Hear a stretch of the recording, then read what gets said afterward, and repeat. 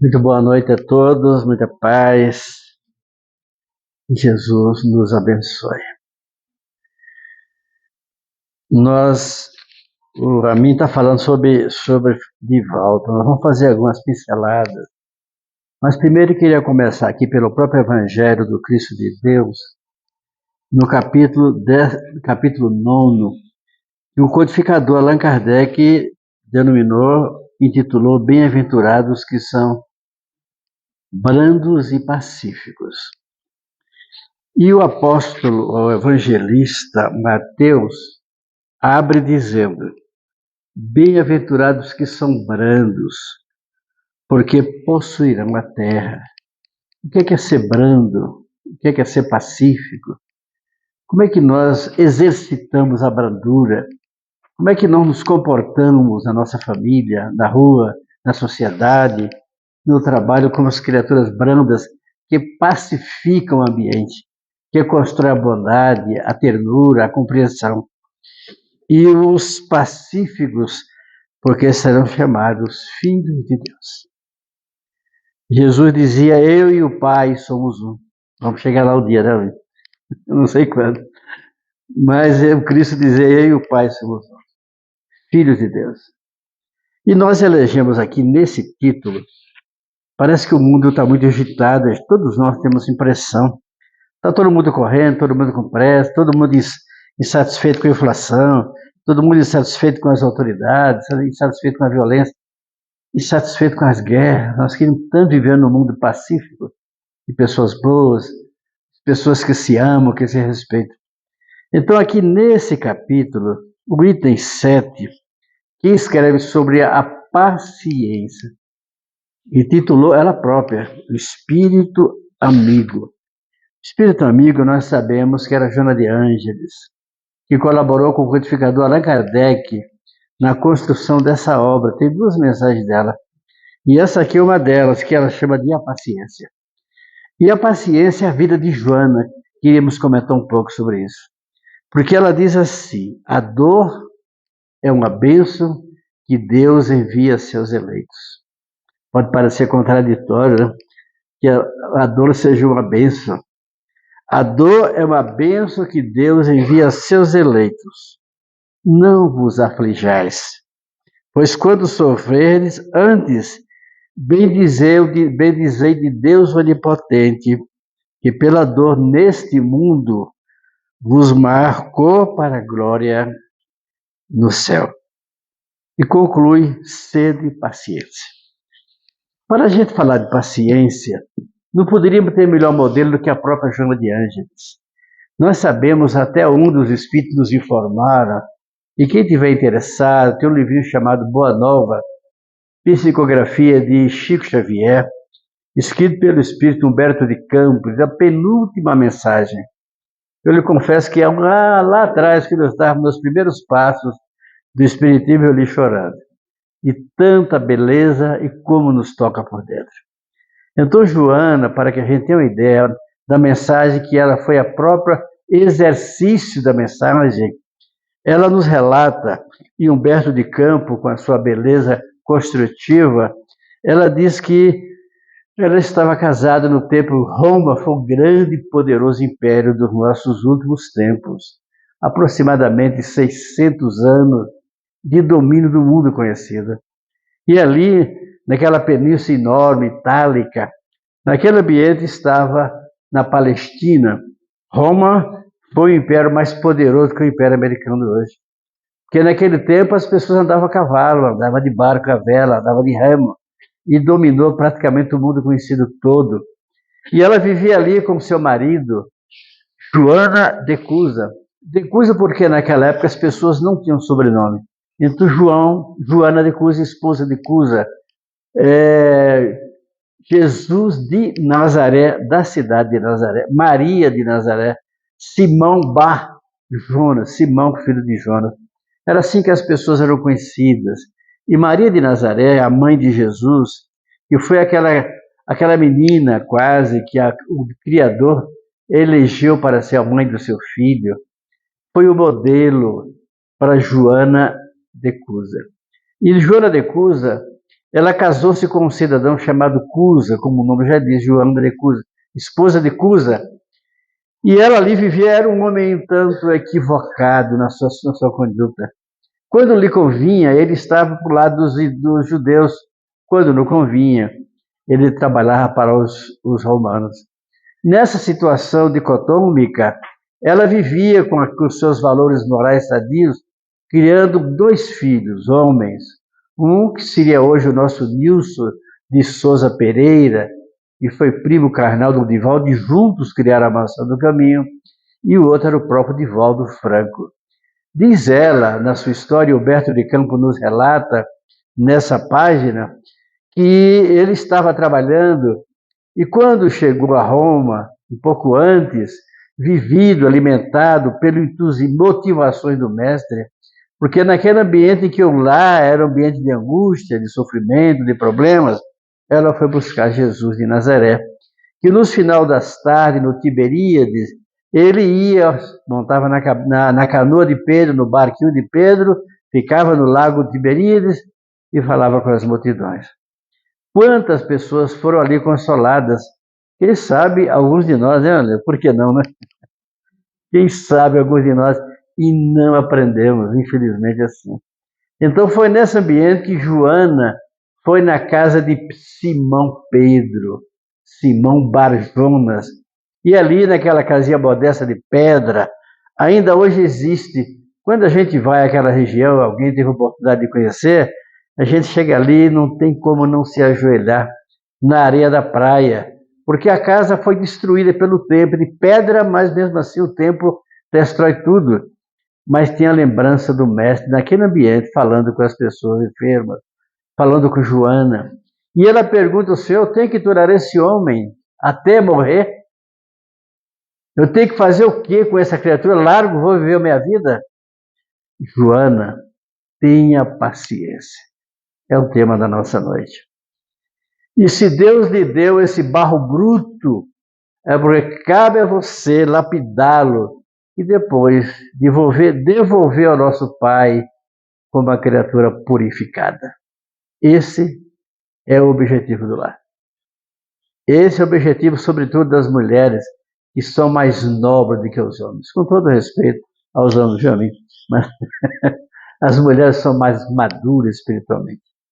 As mulheres exercitam a paciência, a ternura que a própria maternidade acrescenta.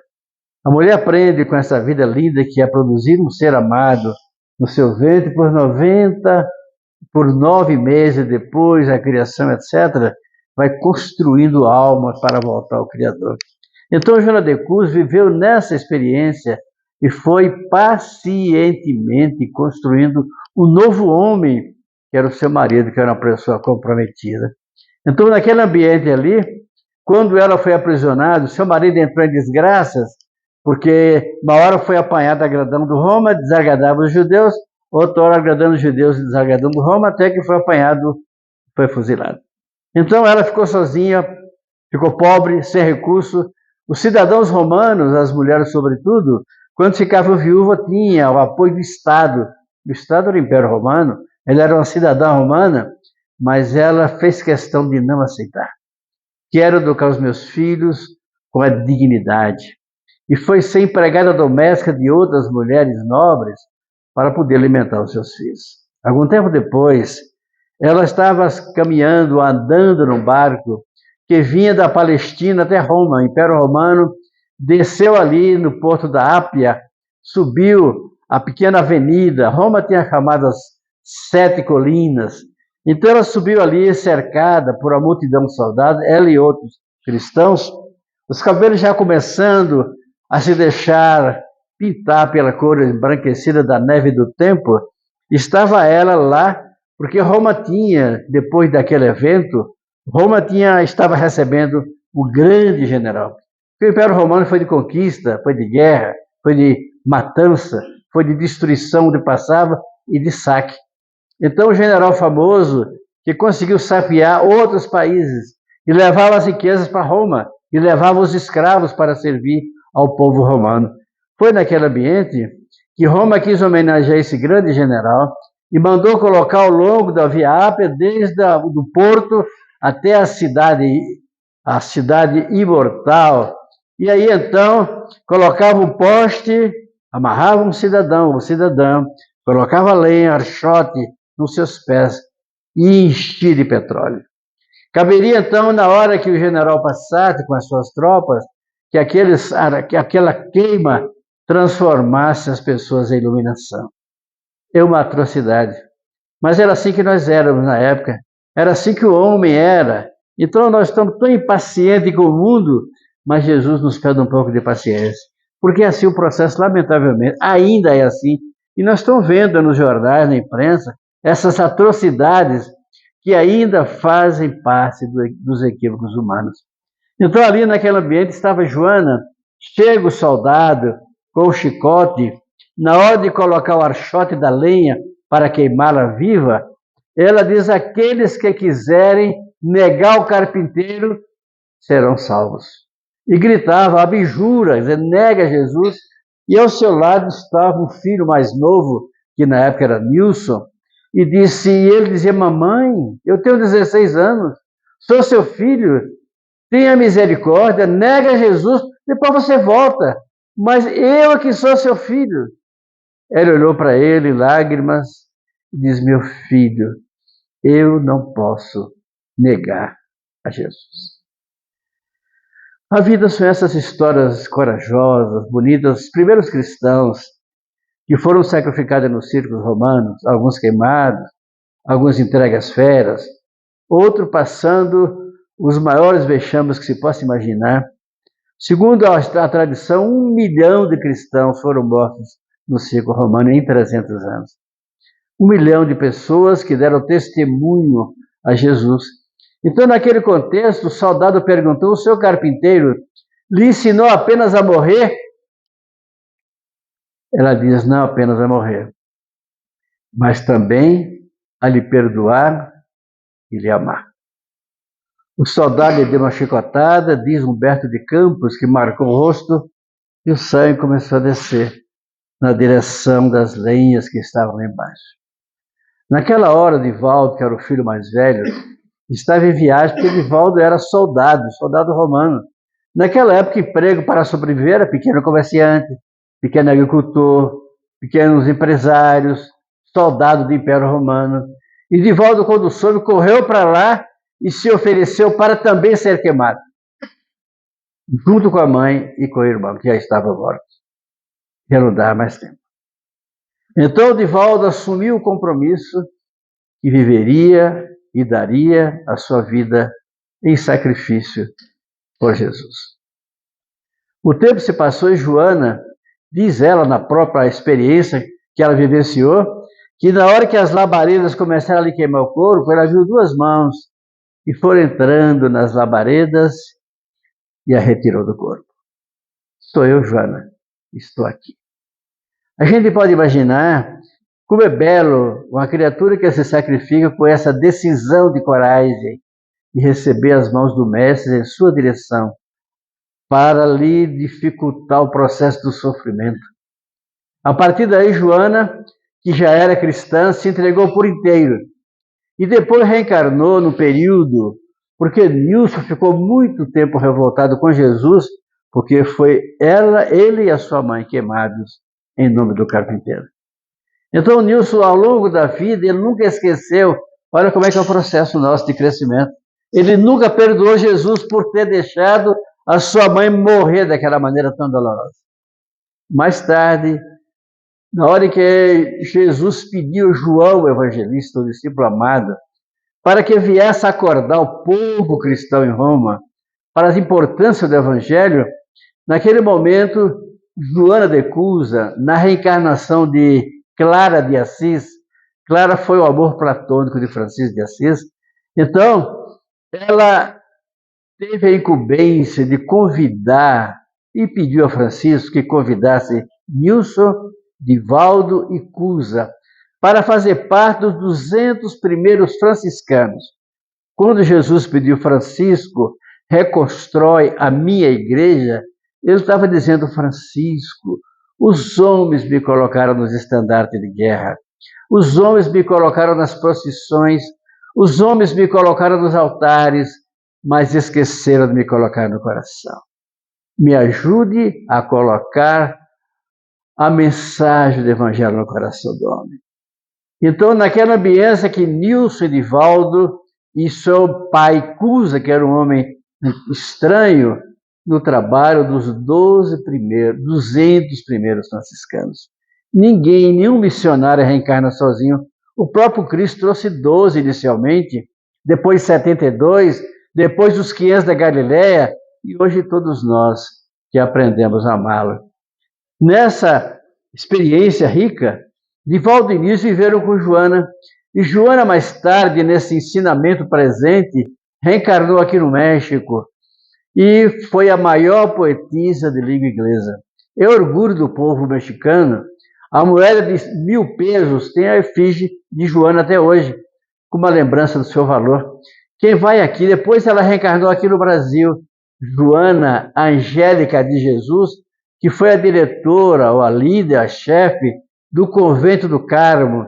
Ali, quem conhece Salvador, fica ali perto da igreja de São Francisco, no terreiro, muito próximo do Pelourinho, e ali então era o Convento do Carmo. E quando o Brasil dava os seus primeiros passos no caminho da independência, lá estavam os soldados portugueses, andando pelas ruas, embriagados, e se dirigiram para o convento para se viciar aquelas jovens que estavam ali. Joana, corajosamente, naquele tempo as igrejas tinham sempre um certo porão para fugirem dessas situações. Ela então, enquanto as jovens noviças fugiam por ali, ela se postou na porta e falou para aqueles soldados covardes: se fossem homens, na expressão do termo, não fariam o que querem fazer. Mas aqui só entrarão acima do meu corpo. E o soldado com a baioneta. A baioneta é uma espécie de um punhal que os soldados colocam na ponta do fuzil, ou baioneta, como queiram chamar. Hoje já não existe mais isso, a não ser nos países muito atrasados. Hoje a mortandade é muito mais violenta, mais sofisticada. Então ela foi ali apunhalada, caiu no sofá e morreu. A vida de Joana é o exemplo de grandeza em tudo que fez. Na época ela estava com uma das suas encarnações no México, Juana de Inês, ela tinha a maior biblioteca da Europa.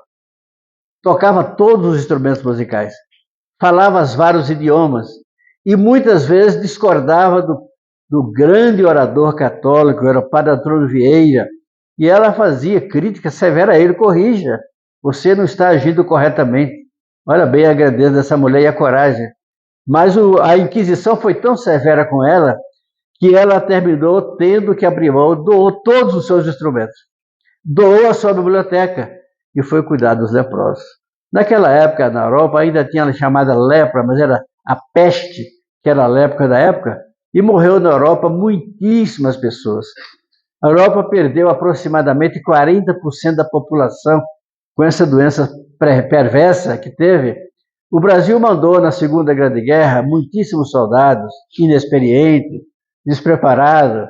O Brasil não tinha arma sofisticada, os nossos soldados não eram suficientemente alimentados, mas foram lá corajosamente contribuir na época da guerra. Não sabemos se certo ou errado, mas certamente que o mundo espiritual tirou o proveito possível naquele momento doloroso. E foi ali então que esses cidadãos trabalhadores da luz e do bem deram a sua contribuição à construção da pátria. Quem for a São Paulo, o Museu do Ipiranga, é um museu belíssimo que conta um pouco a história do Brasil. E quando a gente sobe aquelas escadas lá em cima, está lá uma fotografia enorme de Joana, Madre Joana Angélica de Jesus, como heroína da pátria. Então essas almas que vão marcando o mundo com as suas pegadas de coragem, de beleza e de luz. Desse modo, nós vamos ver Joana dando esses modelos de paciência. E em tudo que fez, a Inquisição a perseguiu duramente. A Inquisição atrasou o mundo 600 a 700 anos, com essa maneira incauta de falar coisas, de impor condições. Quantas pessoas foram queimadas vivas porque eram médios, e os médios eram considerados feiticeiros, e tinham que ser queimados vivos.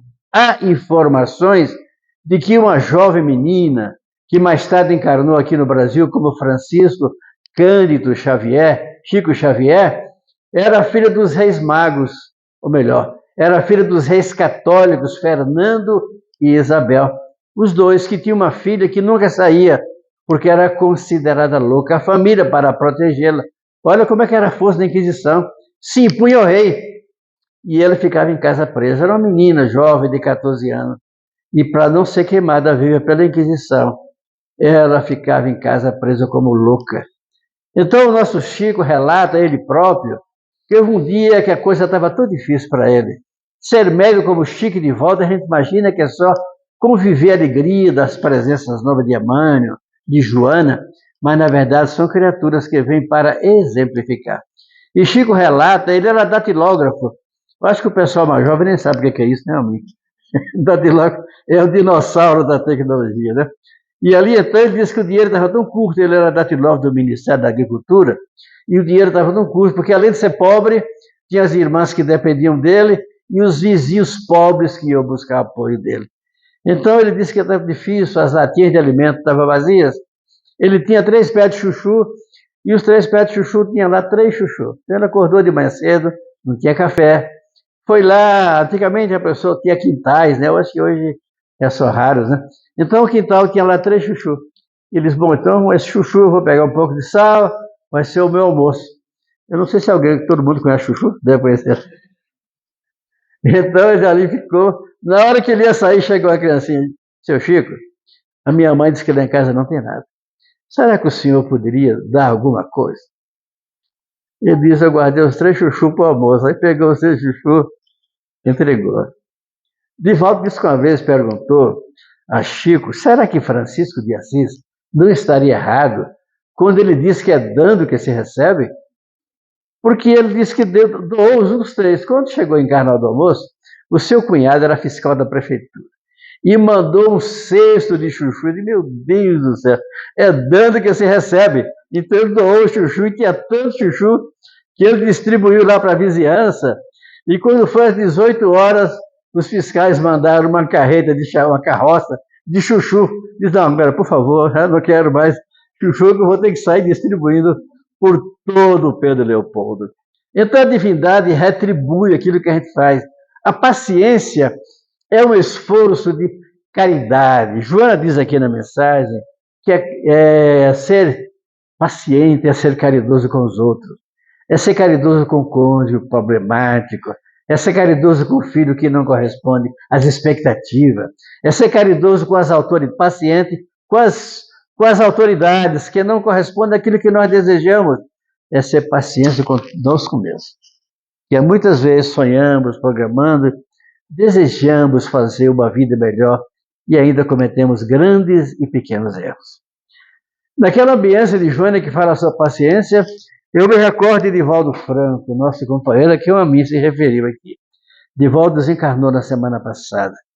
Nós tivemos o privilégio de conviver com ele, de receber em nossa casa, de sentar em nossa mesa, de ouvi-lo muitas vezes, e muitas vezes lá atrás do Amin pedir emprestado uma cadeira de rodas, quando o Divaldo estava com dificuldade de andar, e o Amin nos emprestava a cadeira de roda para poder a gente levar o Divaldo aí das suas palestras quando ele vinha em Brasília.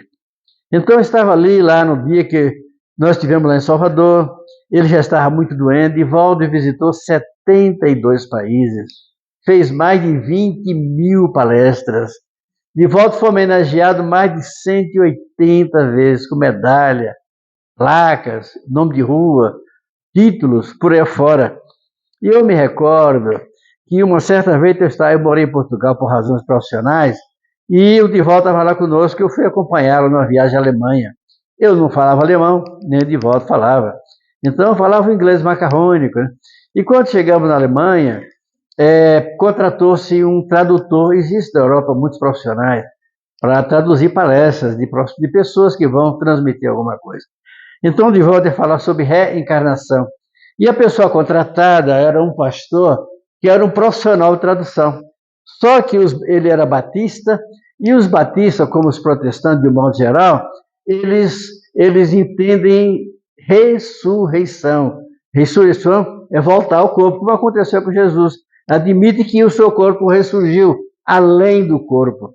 E reencarnação é quando nós nascemos de novo, como Jesus explicou a Gamaliel.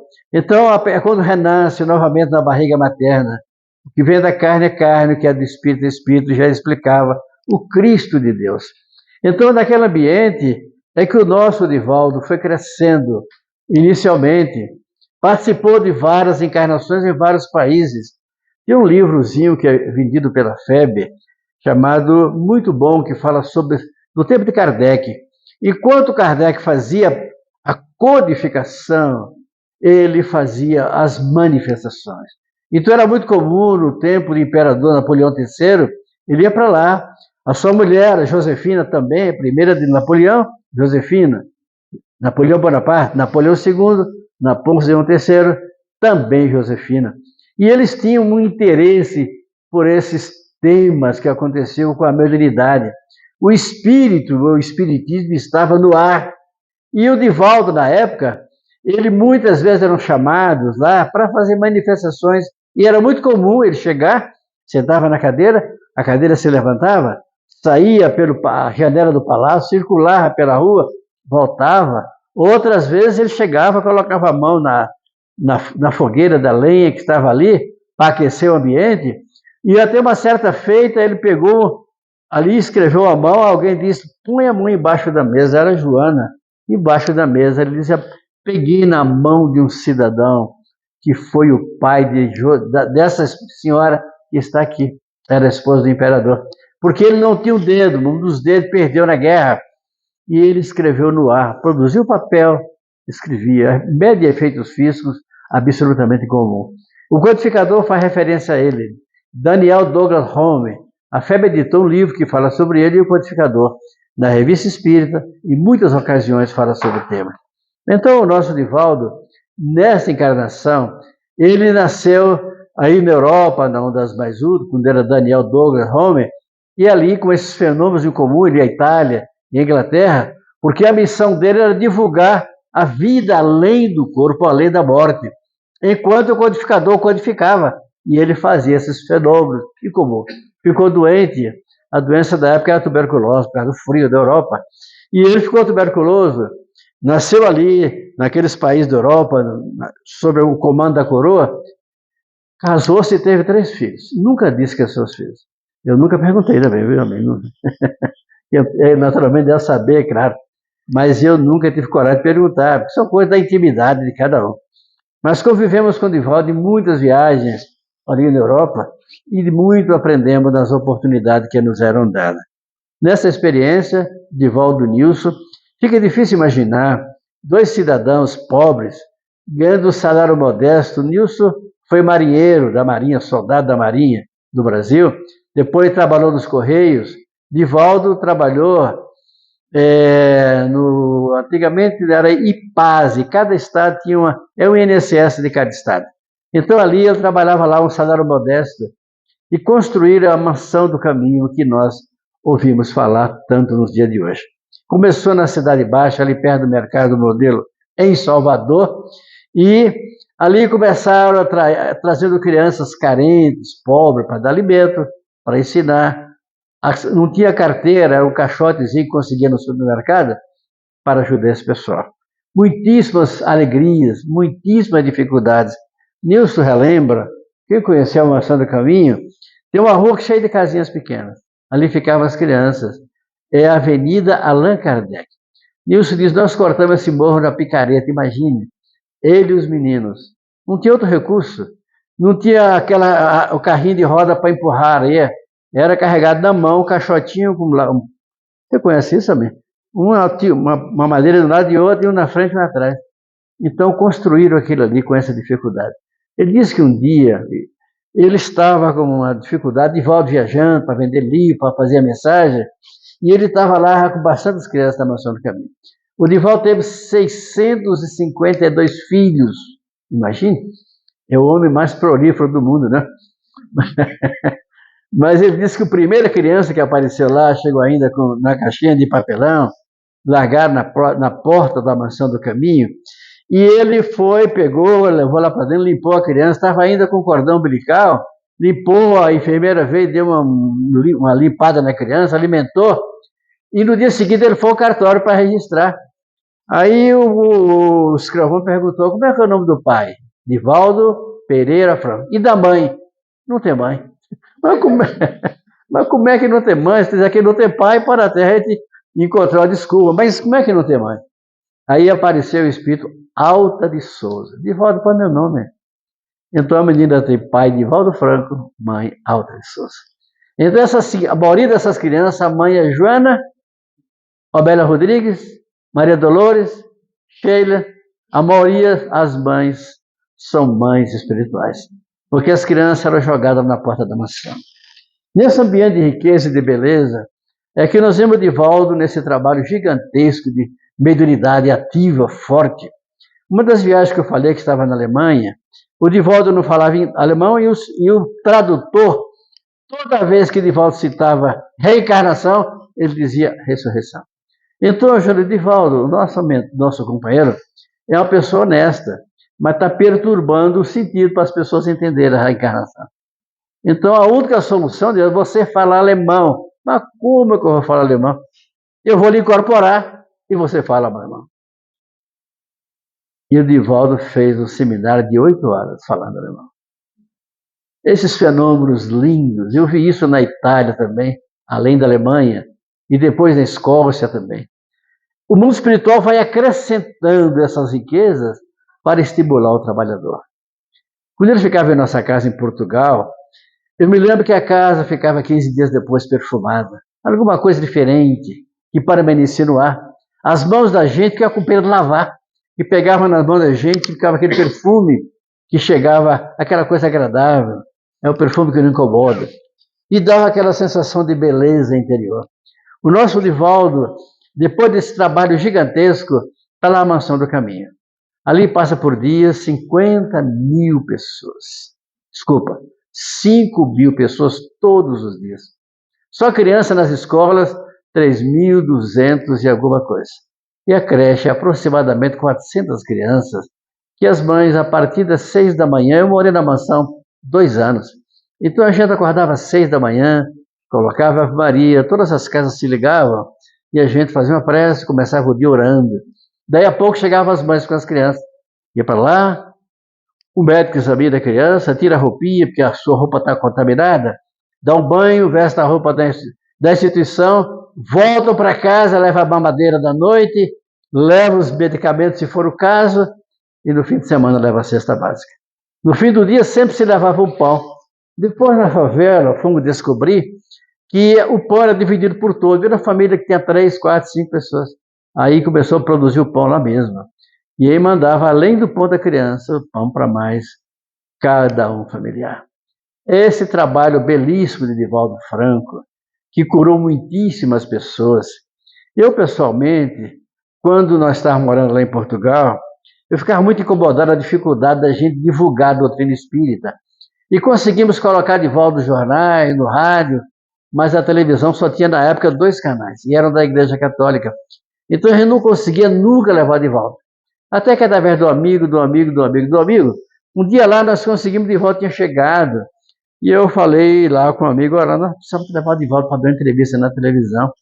E o amigo lá do amigo conseguiu, e o Divaldo estava no Porto. Eu liguei, Divaldo, olha, conseguimos aqui no... É como se fosse o Fantástico de lá. Tinha aqui, mas vai ser às 9 da noite, você viria do Porto aqui? Diz, olha, João, disse que eu posso. Então, nós ficamos esperando Divaldo, e a televisão ofereceu uma condição. Tem que ter um psiquiatra de Coimbra, Coimbra é orgulho da cultura portuguesa, e tem que ter um pastor protestante e um padre. Igual Divaldo, tem essas condições. Não, mas a nossa benfeitora disse que eu posso ir.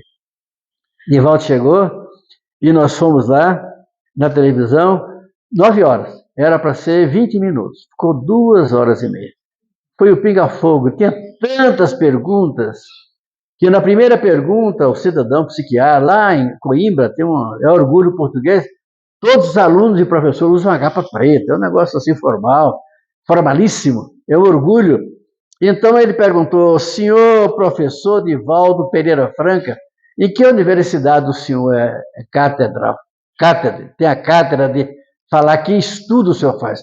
Ora, eu sou professor de datilografia. É o que eu sei fazer. E sou professor primário, antigamente tinha essas coisas, né? Mas o que o senhor deseja, doutor? Porque não é possível o senhor gravar tantos nomes e saber tanta coisa, mas eu sou médio. E o que é médio? Divaldo explicou que era médio. Mas ele diz, mas Freud diz no livro tal, o professor levou lá a porção de livros, diz lá que não é bem isso e citou uma frase. O Divaldo diz, olha, professor, me perdoe. Não foi Freud, não. O senhor está com o livro de Mesmer, vê na página tal, no terceiro capítulo, o que é que diz Mesmer? Então o professor ficou assim meio desconcertado, e logo diz, mas Mesmer diz no livro... Não, desculpa, não foi Mesmer, foi Freud que disse no livro, está aqui, livro na página tal. E o professor calou, claro, e o padre não disse nada, e nem o pastor. Então aí as perguntas foram tantas, que nós avisamos, o Divaldo vai estar aqui em Lisboa no dia, ele está aí há 15 dias, e nós estamos alugando o centro de convenções. Lá eles chamam de fórum. E nós alugamos 2.000 lugares. Mas o telefone tocava tanto na Embaixada Brasileira, as pessoas querendo saber, e no Banco Brasil, porque na época o que estava conduzindo era gerente do Banco Brasil lá, e ele disse, olha, aqueles que... E o telefone não parava, e fomos de 2.000 para 4.000 para 6.000, limite máximo. Quando foi 9 horas da noite, era a hora da palestra, nós chegamos com o Divaldo, tinha tanta gente, e nós pedimos apoio da polícia para dar uma certa ordem. Aí, de repente, eu falei com o guarda, olha, se o senhor não abrir aqui, a gente não consegue entrar. Ou esse senhor aqui é o palestrante, e não vai ter palestra, porque não tem como entrar. Então as pessoas, a polícia foi abrindo, nós chegamos lá, quando chegamos perto da mesa, mas parecido com essa, tinha uma senhora com uma criancinha no colo. Uma menina de 5, 6 aninhos, paralítica. E na hora que o Divaldo passou, ela pegou na mão do Divaldo. Seu Divaldo, o senhor que ama Jesus, será que ajuda a minha filha? Eu confesso que eu tremi. Divaldo parou, fechou os olhos. Doutor Bezerra, quando está assim, começa um perfume de éter. Então, assim, 4.000 pessoas tossindo, porque o éter é muito forte, dá aquela sensação de perda de fôlego, mas é queimando os miasmas. E logo depois vem um perfume que o doutor Bezerra diz que é tirado aqui da Amazônia. Aquele perfume gostoso, que fica preso na roupa da gente. E ele pegou na mãozinha da criança e falou, minha filha, Jesus curou a tantos. Por que não a você? Levanta em nome de Jesus. Confesso que eu chorei tanto de emoção de ver aquele quadro tão significativo. Mas o nosso Divaldo se foi agora, depois de 98 anos de absoluta dedicação a Jesus. No dia que ele desencarnou, o psiquiatra Leonardo, que estava lá ajudando no trabalho de preparação, tirando aquela porção de coisa que os médicos colocam, e ele fotografou. O mundo espiritual teve o cuidado de pegar a luz e segurar para que o telefone pudesse fotografar. Vai sair no reformador especial que a FEB está produzindo nos próximos dias. Então, na hora que o Divaldo deu o último suspiro, o médico registrou, fotografando aquele ser saindo pela janela. Era um pequeno sol, iluminando a noite na Mansão do Caminho, 9h45 da noite. A partir daí, os preparativos e as pessoas avisando, e estavam lá os benfeitores. O que nos diz os amigos espirituais maiores, e naquele momento chegava Joana, sua mãe, Francisco de Assis. Francisco é o mentor da Mansão do Caminho. Foi o amor platônico de Clara de Assis, hoje Joana de Ângeles. E naquele ambiente ali, de beleza, de choro, de lágrimas, estava ali no ginásio que tinham lá na Mansão para as crianças praticarem esporte, arrumaram aquilo com muito carinho, tinha tanta coroa, não sei o que conseguiram fazer com tanta rapidez. Se eu não estou equivocado, 50 coroas de flores, e as pessoas chorando sem excesso. E aquela lágrima parece sair de dentro, que vai derretendo e vai descendo pelos olhos. Eu fiquei emocionado muitas vezes, fechava os olhos para orar um pouco, e Divaldo pediu que o caixão ficasse fechado. Deixou uma foto dele. Eu quero morrer pregando. E as pessoas querem que me vejam no último momento pregando falando de Jesus. Então as pessoas estavam ali chegando toda hora, autoridades, cantores, expositores, espírita ou não espírita, pessoas das religiões afro. Divaldo tinha profundo respeito com essa gente. E alguns deles católicos ajoelhavam lá diante do caixão de Divaldo, outros faziam o sinal da cruz, e alguns apenas colocavam a mão no peito. Aquele gesto de carinho, de respeito, de gratidão a esse homem comum chamado Divaldo Pereira Franco. Então eu fiquei ali para tentar identificar algum espírito, mas havia tanta gente, se chega, todo mundo quer se abraçar, e no final eu tive dificuldade. Mas no dia seguinte, nós fomos cedo para o cemitério. Chegamos lá cedo, já perturbou o cemitério. Tinha tanta gente, mas tanta gente que não tinha de pisar, de tanta gente que estava lá. E aí nós ficamos ali procurando chegar perto, um salão grande, onde estava lá o caixão, e ali chegou o prefeito, chegou representando o governador, representando o ministro, não sei quem, aquela porção de gente, cantores importantes, foram chegando, eu estava ali com o presidente da FEB. E fechei os olhos, procurei me desligar do grupo, e eu vi Nilson, o irmão do Divaldo. Chegou, eu vi uma mão aqui no meu ombro, eu olhei, era Nilson, eu digo, ô Nilson, e agora? Mais trabalho, cabelo. Então eu comecei a chorar e disse, não chora não, é alegria. Retornar aliviado, retornar nobre para os céus. Não é razão de lágrimas, é razão de alegria. Depois eu vi chegar Manuel Filomeno de Miranda, que escreveu obras lindas. Acho que a mim deve conhecer muitas delas, né? Alguns de nós conhecemos. Depois chega Vinando Carvalho. Vinando Carvalho foi um dos mentores de Divaldo Franco. Depois Maria Dolores, que escreveu poemas, poetisa baiana. Depois foram chegando o doutor Bezerra de Menezes. O doutor Bezerra de Menezes é aquela ternura de paizão que chega, pleno de carinho. E outros espíritos.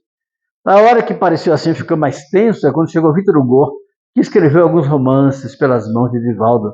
Victor Hugo foi aquele alto cultura, homem de cultura da França, que se deixou obra extraordinária. E outros espíritos, e outros espíritos, e outros espíritos. E logo depois, nós começamos para ser 10 horas, para sair dali, quando foi 9h30, pediu-se o presidente da FEB fazer uma prece, ele fez uma prece. E logo depois, o presidente da Federação Baiana. E logo depois,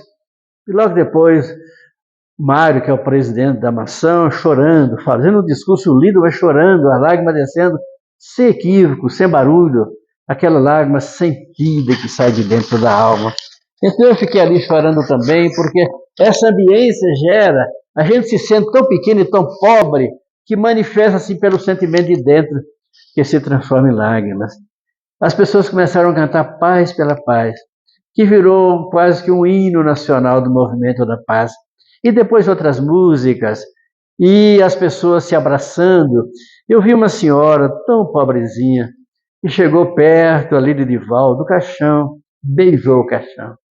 Eu me recordo que o Divaldo tinha dito de uma senhora que era lavadeira, vivia numa favela de Salvador, e um dia ela apareceu na mansão pedindo, seu Divaldo, eu vim pedir uma ajuda porque o meu filho quer fazer medicina. E como eu não tenho recurso, eu arrumei aqui com as pessoas que podem, eu me arrumei alguns trabalhos para lavar roupa no Rio. Aquele tempo não tinha máquina de lavar roupa. E ela vivia disso. E o filho era um garoto afro, inteligentíssimo, e a mãe fez tudo para que ele se formasse. Dia da formatura, faltava uma semana, ele chegou, mamãe, eu queria pedir que você não fosse à formatura. E ela tinha arrumado o cabelo, ela tinha comprado um vestido novo, ela tinha comprado um sapato de salto, comprou 2 sapatos de salto que ela nunca tinha calçado, então comprou um para treinar e quebrar o salto. Com o tempo, depois ela comprou outro para ir no dia da festa. Porque ele tinha ficado noivo da diretora da faculdade de medicina. E achava que a mãe era tão pobre, não tinha trato para aquele ambiente. Ela diz, meu filho, não tem problema. Se você está feliz, eu estou feliz. E no dia da formatura, enquanto tocava lá o hino nacional brasileiro, os cânticos, os diplomas, ela estava do outro lado da rua chorando. Então eu vi chegar aquela mulher simples e nobre, bela e iluminada, estava ali agradecendo a Divaldo. Essas coisas lindas que ocorreram na Mansão do Caminho, ali naquelas 4 paredes que são grandes, eu vi naquele momento que o médico fotografou o espírito saindo pela janela da mansão. E à noite, nós estávamos lá orando e vimos depois sobre... Ora, a noite não é muito próprio, depois repetiu de manhã cedo o arco-íris sobre o ginásio. Chico Xavier, que na hora que ele ficou órfão com 5 anos, de sua mãe, Maria João de Deus. Depois, quando ele tinha 9 anos, sua outra mãe, Cidália Batista, estava com ele e estava tuberculose, ia desencarnar. Ele diz, minha mãe, eu vou ficar viúvo 2 vezes, órfão 2 vezes. Não, meu filho, olha para o teto da nossa casa. Se você observar, tem um arco-íris sobre a nossa casa. São os espíritos de luz que vão escrever sobre as suas mãos, Chico. Então lá estavam o arco-íris do Divaldo, que levou uma vida semelhante. Estava o Divaldo rodeado por essa arco-íris, que são seres imortais que vieram para homenagear o grande amigo. Naquele ambiente de beleza, é uma festa espiritual, porque retornar à pátria vencedor é um prêmio dos céus que dá as mãos àqueles que voltam. E na hora que nós estamos ali preparando para levar o corpo para o sepulcro, chegou Joana, com o Divaldo. Olha que coisa linda. Lúcido, pegando na mão dele, naturalmente ainda precisando de apoio, chegaram os dois ali. E orando silenciosamente, agradecendo a Deus a oportunidade da reencarnação. Desse modo, meus irmãos, paciência com a vida, paciência com as nossas dificuldades, paciência com esse homem velho que está lá dentro de nós, que não nos deseja crescer, mas, sobretudo, paciência com a nossa pobreza. E trabalhemos arduamente. A página que leu e não compreendeu, paciência. O esforço de não repetir mais, paciência. Santo Agostinho, na questão 919, do Livro dos Espíritos, alguém me perguntou como fazer para crescer. Ele diz, todos os dias, antes de dormir, eu faço um exame de consciência. E se tomei conhecimento de alguma coisa que eu fiz de errado, eu comprometo a não mais repetir. Mas o sábio da antiguidade já avô disse, conheceis a si mesmo, conheça-te a ti mesmo. Então, o Divaldo foi essa experiência, foi humilhado muitas vezes. Ele ia fazer palestra em alguns países da Europa, diz ele que a pessoa esquecida de dar um lanche. Não tomou café, não almoçou, não jantou. Mas pregou o evangelho sempre, corajosamente. Sem falar o idioma, com disposição. E aquela multidão de crianças, o Nilson nos relata, desculpa 2 minutos, amigo. Ele disse que o dinheiro estava tão fraquinho, a comida estava pouco, e de volta estava andando, vendendo livro pelo mundo afora, e naquele dia a comida do almoço foi aquele mingauzinho que ele tinha conseguido fazer. Aí estava ali andando com os meninos, lá tem um lagozinho que tem peixe, tem patos, e tem uns vizinhos que jogam as redes lá à noite para levar os peixinhos embora, né? E ali ele estava com os meninos andando, né? E de repente ele disse que viu parecia que alguém estava pisando uma folha seca nas árvores. Aí as crianças falaram, tio Nilson. Era uma cobra sucuri enorme. Diz, meu Deus, graças a Deus, chegou o jantar. Então, chegou o jantar, então para coitar da cobra, né? Foi o jantar daquela noite. Essas dificuldades pessoais. Então, um dia eu estava impaciente com o Nilson, porque o Nilson era assim, muito... É a maneira dele, era o que ele sabia fazer. Eu estava impaciente, queria fazer coisas novas. Eu fui lá fazer alguns projetos, fiquei 2 anos lá. E aí eu digo, Divaldo, acho que eu vou embora. Porque senão eu vou ter infarto. E aí, naquele dia, eu cheguei lá, chegou a senhora com um mamão. Diz, olha, Divaldo, eu trouxe o mamão aqui, pá. Você comeu com os meninos. Aí eu disse, não, comer não, eu vou fazer o leilão, porque o dinheiro está tão curto aqui. Então, essas dificuldades, que a pessoa tem paciência de si mesmo, tem paciência com a missão. A vida do Cristo não foi dessa maneira. Na hora que o Divaldo saiu com Joana, pode-se ver que vai aparecer no Reformador uma luz andando sobre as casas da maçã. A maçã é grande. É uma pequena fazenda que foi tomando os pedaços, ainda permanece. Tem 88 mil metros quadrados de área construída, cheio de menino, andando por ali. recebe um caderno, um lápis, um uniforme, um alimento, tudo que a criatura recebe para viver. E foi ali que Divaldo construiu essa obra monumental, numa encarnação, ele e o Nilson. E aqueles foram sendo chamados, e foram chegados. Então eu imagino na hora que Divaldo estava lá na casa do Abílio, eu devo celebrar. Eu me lembro de Divaldo lá, almoçou lá na casa dos nossos irmãos. Jonas. Então eu vejo esse homem em comum, andando sobre a maçã do caminho, como se despedindo. Chico Xavier, na hora que ele estava tomando consciência que ia desencarnar, ele perguntou ao filho adotivo, o Brasil ganhou, que era a Copa do Mundo. Ele disse que iria morrer o dia que o Brasil estivesse muito feliz. Aí o filho disse, só não vai morrer nunca, Chico, porque o Brasil inteiro feliz não tem jeito. Mas naquele dia o Brasil ganhou a Copa do Mundo e virou aquela alegria geral, né? Ver que o brasileiro gosta de futebol. Então o Chico fez o culto, chamou o grupo, fez uma prece, tomou um caldo, deu um passeio pela casa, visitou cada quarto, vestiu o pijama e disse, eu vou embora. E foi. Divaldo olhou para cada um que estava ali e deixou uma lágrima descer. Foi a última manifestação. É a saudade dos amores que ali ficaram.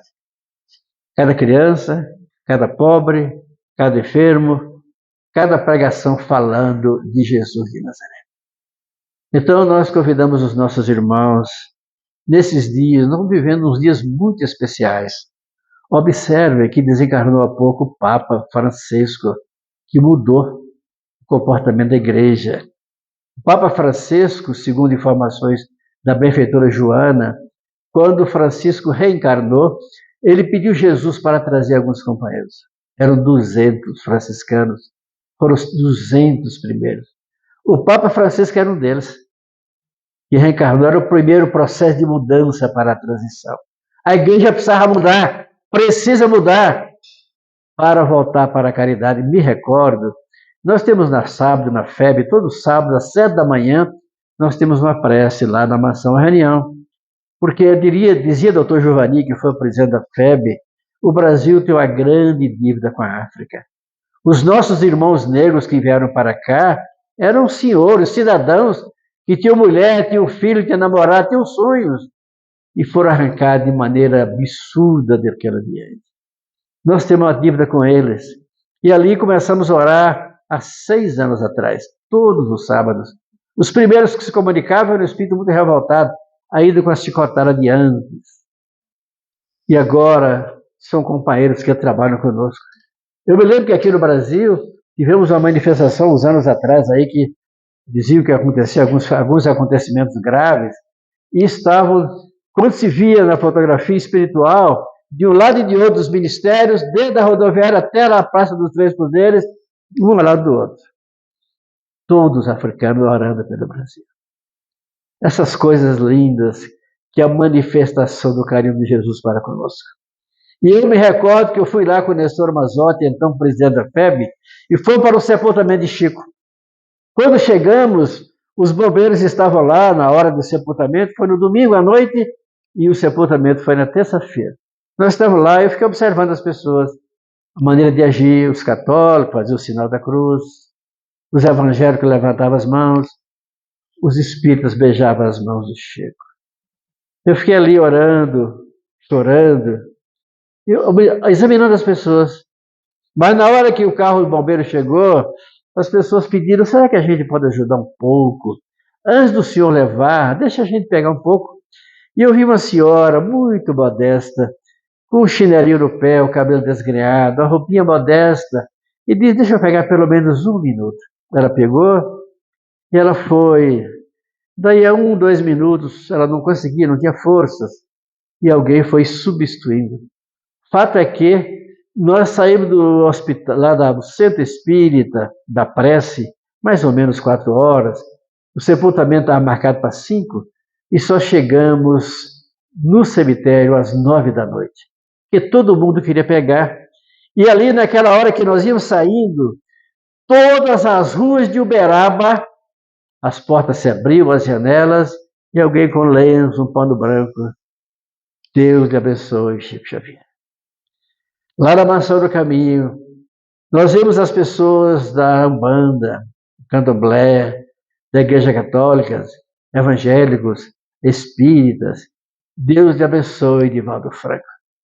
E ali estávamos nós, criaturas menores, emocionados e dizendo: Deus te abençoe, Divaldo Franco. Ele chegou com Joana lá naquele momento, olhou para todos nós, não sei se me viu, mas olhou para todos, no olhar de gratidão e de carinho. Aí, o toque do olhar, a passagem daquele relâmpago, que é o olhar ligeiro, parecia tocar a cada um. E as lágrimas fluíam sobre os olhos de todos. Desse modo, meus irmãos, nesses dias finais de tantas mudanças, desencarnou o Papa. A igreja tem um outro Papa, que parece seguir a linha mais ou menos próxima. Nós perdemos, aqui na América do Sul, um paísinho desse tamanho, um homem aqui no Uruguai, tamanho de Sergipe mais ou menos, e morreu um homem que era um homem singular, foi presidente da República, nunca quis morar no palácio, morou numa chácara que tinha, o único carro que usava era um Fusca azul, velhinho,